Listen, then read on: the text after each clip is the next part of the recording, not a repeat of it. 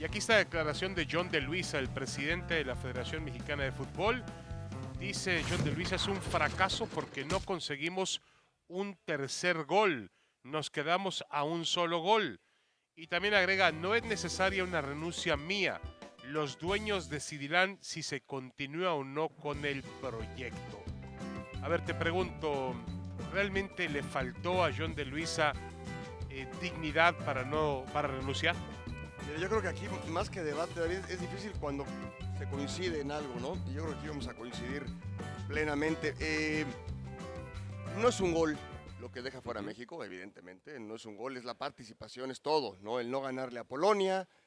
Lo de Argentina, bueno, dentro de todo estaba presupuestado y después el no golear a Arabia, pero son un montón de cosas, no tiene que ver con un gol, es la fácil decirlo de un gol. Lo de John de Luisa, de la renuncia, pues él se lava las manos y dice, pues a mí que mis jefes me avisen, ¿no? Sí. Si quieren que sigamos con el proyecto, seguimos, ya se va el Tata, era esperado, y estarán buscando, creo que en 2 meses, después de hacer un análisis, los posibles candidatos para sustituir al Tata Martino. Sí, yo estoy de acuerdo contigo. No es un gol, es una situación que me parece que hay que revisar las estructuras. Porque alguien me decía hoy, Paco, por ejemplo, si ves que en los últimos 2 años se está cayendo el proyecto del Tata Martino, ¿por qué no hubo alguien que lo llamara Claro. a cuenta, le dijera, a ver, ¿qué estás haciendo mal? ¿A quién no has llamado? ¿Por qué estás jugando así? No existe esa estructura en la selección mexicana de fútbol para poder reclamarle al entrenador, que está bien, el Tata es un muy buen entrenador, pero también necesita tener algún tipo de jefe o alguien que le diga, no vamos, las cosas no van bien. No, por supuesto, fue mucho tiempo, porque esto que pasó simplemente es el reflejo de los últimos 2 años, sin duda. Y no es imponerle una alineación, ni decirle cómo tiene que jugar, pero sí preguntarle, ¿por qué llamas a este, por qué a este no lo llamas?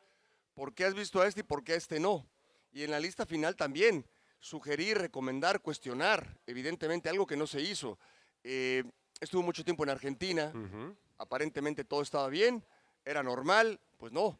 No porque dejó de ver 3 o 4 o 5 partidos de la Liga MX, que al final en la Liga MX surgió o salió el 70-80% de los jugadores que estuvieron claro. acá. Entonces, creo que sí tenía que haber estado aquí y no hubo nadie, ni en su momento quien estaba, ni los que terminaron en este ciclo, que le metiera presión o cuestionara o hablara con el Tata Martino. Sí, yo tampoco depositaría toda la culpa en John de Luisa. Creo que John de Luisa es un peón dentro del tablero de ajedrez.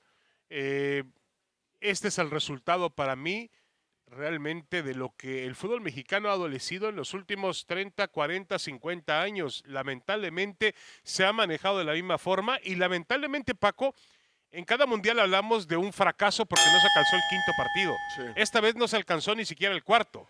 Sí. Entonces, No, es de un acuerdo. retroceso. Sí, no, por supuesto. Si en todos los mundiales, desde el 86, el 94, que del 94 para acá, de manera continua, pasas a octavos de final y en esta ocasión no es que te estanques, es que hay un retroceso.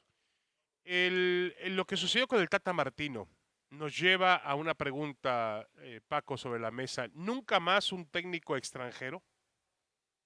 No necesariamente, pero yo sí creo que tiene que ser un técnico que puede ser extranjero, pero Comprometido. y formado o involucrado en el fútbol mexicano. Casos Bora Milutinovic, casos Tuca Ferretti, casos Ricardo Lavolpe, que dirigieron a la selección. Bueno, ahora que Almada. Sí, que tiene más tiempo. Mohamed Sí, en su momento. Mohamed, desde luego, Mohamed que tiene como Matías jugador y como- Almeida. también.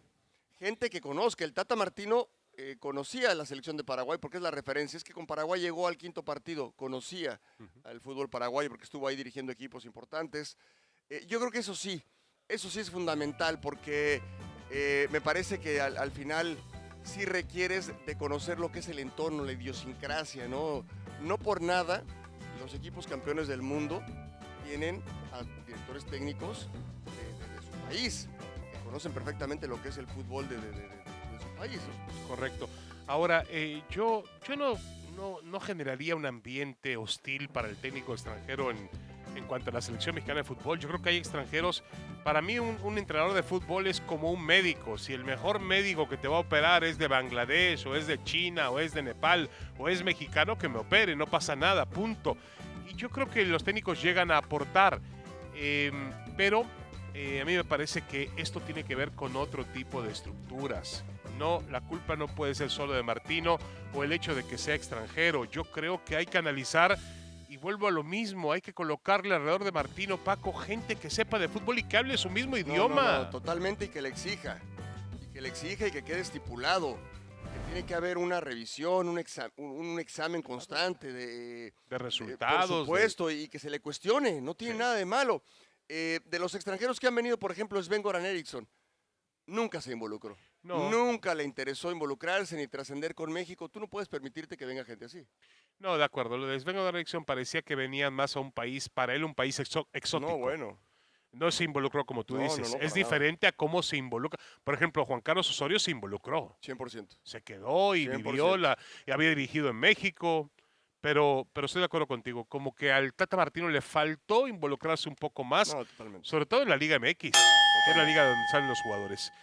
Bueno, a ver, México, máximo catalizador del cambio. Se habla de que podría ocurrir un cambio en el fútbol mexicano. Ya se enumeran algunos puntos que hay que discutir y colocar sobre la mesa, que es finalmente, Paco, lo que hemos discutido por lo menos en los últimos 20 años, de que el fútbol mexicano necesita cambiar. ¿Crees que hoy exista la voluntad para hacerlo? Por lo menos se va a tocar el tema. No sé si la voluntad, porque está muy claro que para la Federación Mexicana de Fútbol hay un negocio redondo, Sí. sin importar los resultados de la selección. La selección que más vende playeras, la selección que más gana en los partidos de preparación, los amistosos. Es un producto que te genera muchísimo dinero, más allá de que trasciendas en lo deportivo. Y yo creo que ahí son polos opuestos.